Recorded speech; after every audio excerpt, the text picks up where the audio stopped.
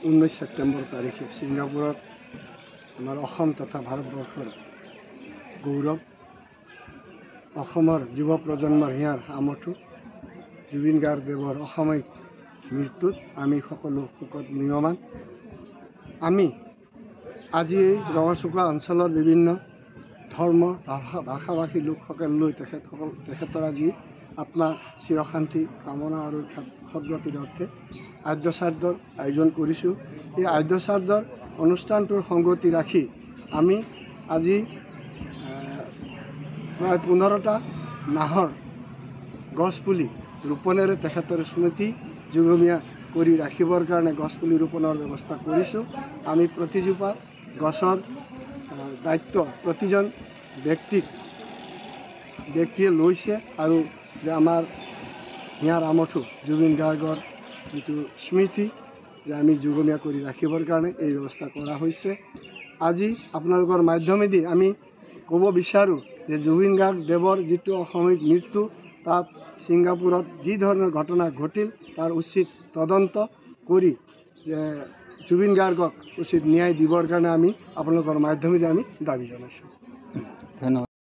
আমাৰ হিয়াৰ আমঠু জুবিন গাৰ্গৰ আমি আজি ইয়াত বিভিন্ন জাতি জনগোষ্ঠী লৈ আমি ইয়াত আজি নাম ভাগ অনুষ্ঠিত কৰিছোঁ।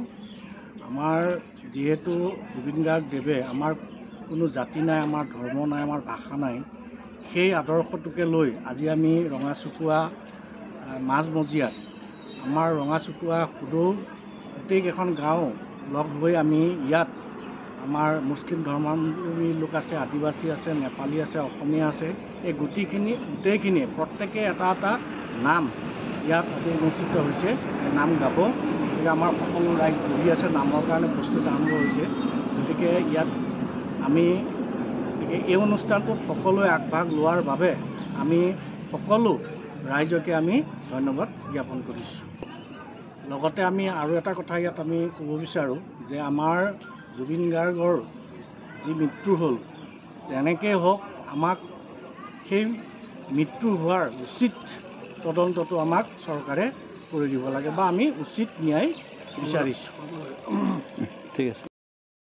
আমাৰ হিয়াৰ আমঠু জুবিন গাৰ্গৰ আমি আজি ইয়াত বিভিন্ন জাতি জনগোষ্ঠী লৈ আমি ইয়াত আজি নাম ভাগ অনুষ্ঠিত কৰিছোঁ। আমাৰ যিহেতু জুবিন গাৰ্গদেৱে আমাৰ কোনো জাতি নাই, আমাৰ ধৰ্ম নাই, আমাৰ ভাষা নাই, সেই আদৰ্শটোকে লৈ আজি আমি ৰঙাচুকুৱা মাজমজিয়াত আমাৰ ৰঙাচুকুৱা সুদৌ গোটেইকেইখন গাঁও লগ হৈ আমি ইয়াত আমাৰ মুছলিম ধৰ্মাৱলম্বী লোক আছে, আদিবাসী আছে, নেপালী আছে, অসমীয়া আছে, এই গোটেইখিনিয়ে প্ৰত্যেকে এটা এটা নাম ইয়াত আজি অনুষ্ঠিত হৈছে। নাম গাব গতিকে আমাৰ সকলো ৰাইজ বহি আছে, নামৰ কাৰণে প্ৰস্তুতি আৰম্ভ হৈছে। গতিকে ইয়াত আমি এই অনুষ্ঠানটোত সকলোৱে আগভাগ লোৱাৰ বাবে আমি সকলো ৰাইজকে আমি ধন্যবাদ জ্ঞাপন কৰিছোঁ।